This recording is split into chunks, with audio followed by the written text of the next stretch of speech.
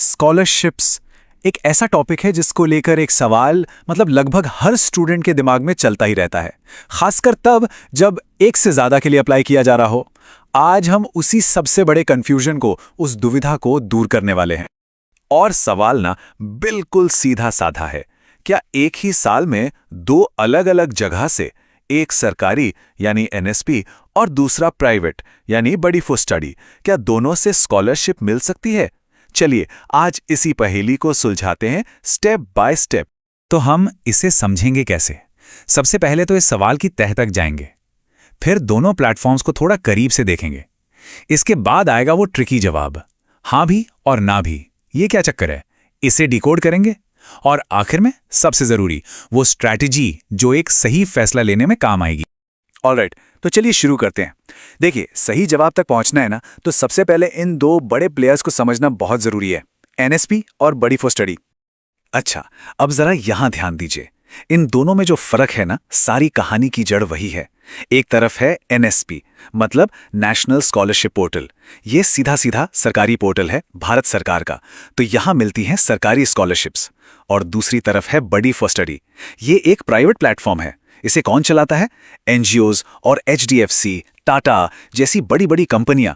तो एक हुआ सरकारी, दूसरा प्राइवेट। इस बात को गांठ बांध लीजिए, क्योंकि सारा कंफ्यूजन यहीं से शुरू होता है। ठीक है, तो अब जब ये क्लियर हो गया है कि दोनों प्लेटफॉर्म्स अलग अलग हैं, तो वापस आते हैं अपने मेन सवाल पर, क्या दोनों जगह से स्कॉलरशिप मिल सकती है? वेल, इसका जवाब ना थोड़ा पेचीदा है और यहीं पर सारा ध्यान लगाकर सुनना होगा। जवाब है हाँ भी और ना भी। जी हाँ, दोनों। ये सब कुछ डिपेंड करता है कुछ खास शर्तों पर, कुछ कंडीशंस पर। तो ये हाँ और ना का फंडा क्या है?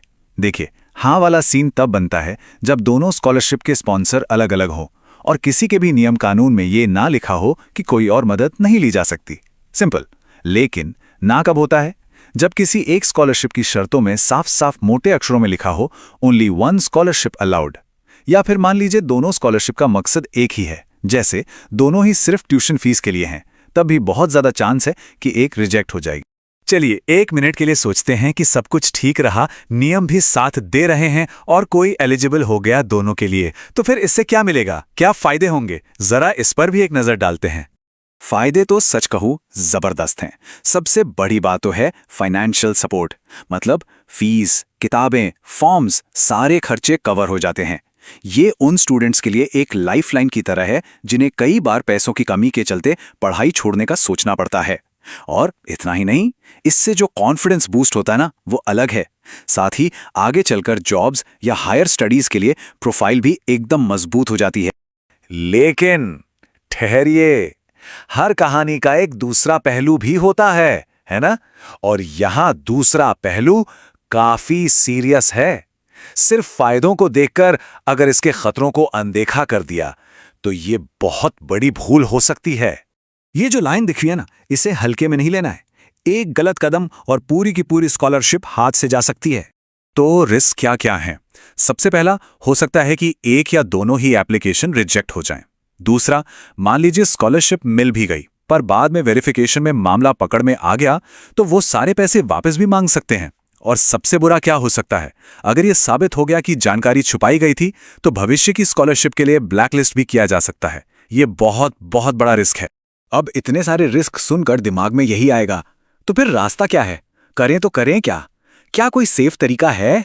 जी हाँ, बिल्कुल है। चलिए अब उसी स्मार्ट स्ट्रैटेजी पर बात करते हैं जो इस पूरे चक्कर से बचा सकती है। ये 3 कदम एक तरह से सेफ्टी नेट है। स्टेप नंबर 1, अप्लाई करने से पहले टर्म्स एंड कंडीशंस को सिर्फ पढ़ना नहीं है, समझना है, हर एक लाइन को ध्यान से। स्टेप नंबर 2, डिक्लेरेशन सेक्शन में हमेशा सच बताएं। अगर कहीं और से कोई भी फाइनेंशियल हेल्प मिल रही है तो उसे मेंशन करना जरूरी है, छुपाना नहीं।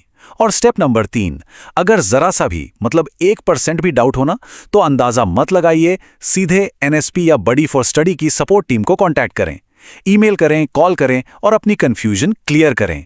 पूछने में कोई शर्म नहीं। और अंत में बस एक बात याद रखनी है, स्कॉलरशिप एक जरिया है, मंजिल नहीं। और अपनी मंजिल मतलब अपने भविष्य तक पहुंचने का जो रास्ता है ना, वो हमेशा ईमानदारी से ही होकर गुजरता है। शॉर्टकट लुभाते जरूर हैं, लेकिन लंबी रेस में सही और सच्चा रास्ता ही है जो सुरक्षित अपनी मंजिल तक पहुंचाता है।